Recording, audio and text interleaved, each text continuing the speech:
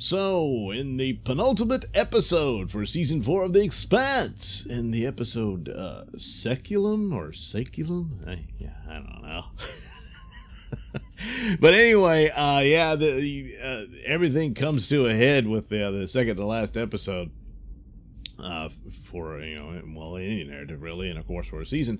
So we're getting closer. I suspect, I have not read the book, so I don't know, but I'm guessing this is ultimately the final fate for Miller. And we get the idea, is this Miller? And for all intents and purposes, yes. The proto-molecule was making use of him, and apparently he's sort of split into two different versions. The investigator version, where he's got his hat back on and all that, is not the real Miller. The real Miller is the other one who's managed to take over. Now, how does this go about? Is he really just a copy of Miller? I would lean towards that to a certain extent, but in copying him, they copied him too well.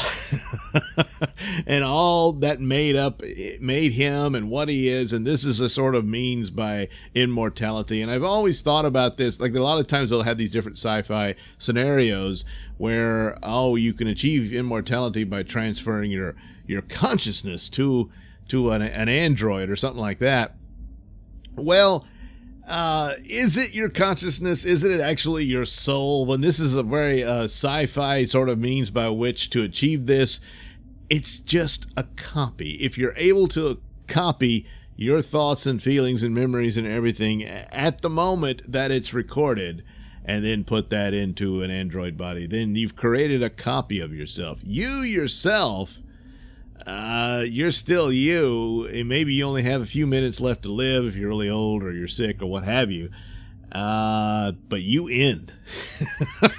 You don't really continue. You're not experiencing life as an android. This copy of you is. The copy of you will remember being you and all that, and will say, I'm in this android body, this is all new and everything and all that. But it's not really you. So that's just, unless there's like when it's stories about magic and whatnot and your actual soul, who you really are beyond your body, well, that's a different matter. Then I guess you're living forever in a new body or what have you. But beyond that, this version of this sort of thing is not really immortality in my way of thinking. But nevertheless, the copy of Miller here is too good. It's and he doesn't want to go on existing like this. And through the difficulties of the situation he's in, he wants to help Holden out and the rest. And they're trapped on the planet, and the proto-molecule won't let them go, and the machines have been activated, the ancient machines and all that. And that's the cool aspect. You don't really get a whole lot here, and maybe that's for the better, because once you explain everything, and maybe they will, I don't know, but it appears there was an ancient war and they're all gone now, but all the stuff and technology remains. And this very dangerous thing, and Holden goes to the maze, and then they get to the point, and there's this weird power core to the whole thing.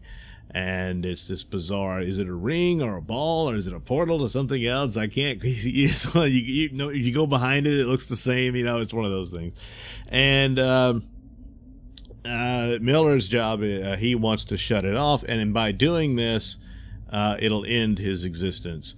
And Holden realizes this, and he's rather emotional about it, doesn't quite know how to say goodbye. And all this sort of thing, but it's like Miller says, I can't go on like this, and and there you go. So it's sort of a two-pronged goal here. Is not just that he wants to save his friends, but he wants to end his life. He doesn't want to exist as this consciousness, and that's all he is, rather than being a man. So no mention of the girl that started all this, because she was absorbed by the proto-molecule too. That Miller actually fell in love with. It's one of those classic things. I can't remember the actual story. There was one of those old private detective stories where a guy was investigating a woman who had died, and was trying to solve the case and everything. But as he goes and learns about her and stuff, he falls in love with her, and of course it's all sad because she's gone and all this sort of thing. So In a roundabout way, that's kind of what happened to Miller here. But so in order to do this, he has to make himself a body out of the guts and crap of the ancient machine. And he does this. As he's able to do this, he's able to make contact with is it Dr. Evelyn or Ilvy? I forget. She's the one who went in to try to help Holden, because she knows a Mercury is coming to kill him, to make his move on wiping everybody out and taking the planet for him and his group. But as Amos pointed out, he just wants to kill people he hates, because he's just a bigot Nazi. That's all he is. And so he's set it up, and he's corrupted Amos's girlfriend here. And that's the real sad part about it. As close as you can get to a romantic, tragic story for Amos. And Amos is a very complicated character. You know, he's basically the muscle and tough guy for the team here. But this actor performs it very well. And it's as close as you get to him pleading with his lover, don't do this. And she's trying to do the same thing. She says, look, we can just go. Is all this nasty stuff. You know, you've done it. We've done it. And we can walk away from this. And, well, no, that's not really true. And she's not fully understanding his loyalties to this group, which it's kind of, they're mirror images of one another, because she obviously has a lot of loyalty to Mercury.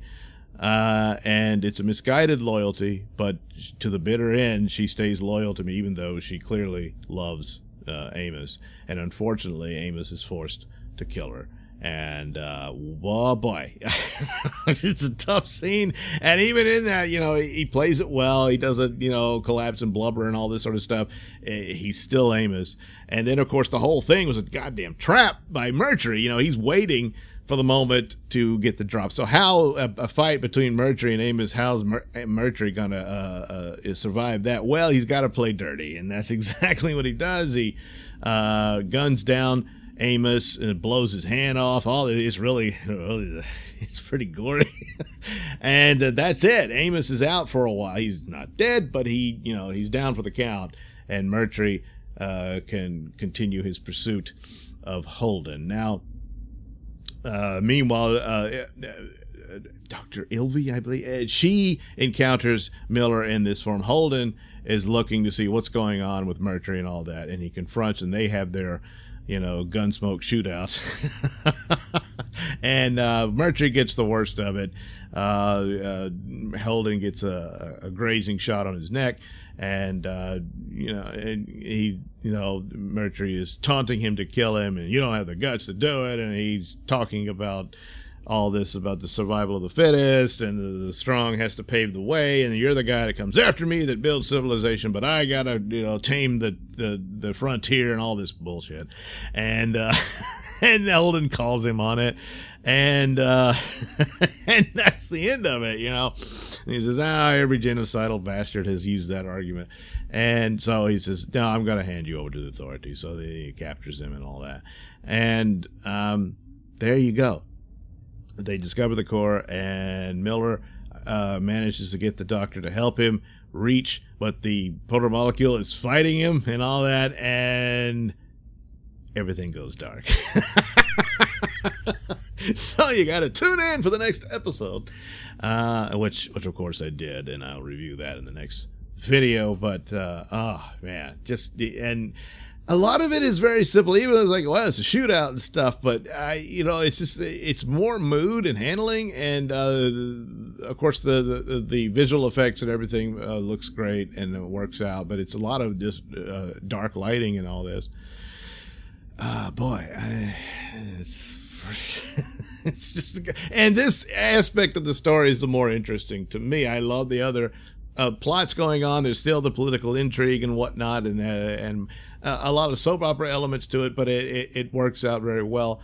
But this one, and of course, it leaves it open, I'm sure, for a future season to see what else could come about this. But the ultimate goal is to shut this down. But you think that's the end? Well,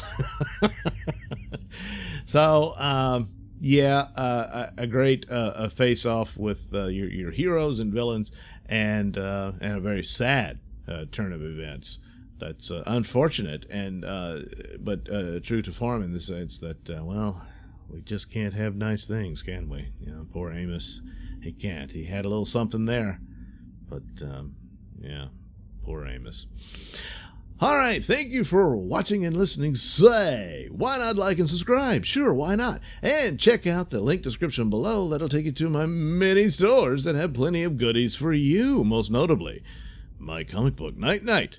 Yes, based on the audio plays of the same name that are, well, they're featured here on my channel, but also they're originally serialized throughout my podcast, the Mr Nailsin Show, over at RadioMisfits.com. Among other audio plays, which will also be getting comic book adaptions at some point. But anyway, Night Night's the first, and it's available at IndiePlanet.com. And you can also catch my videos over at BitChute.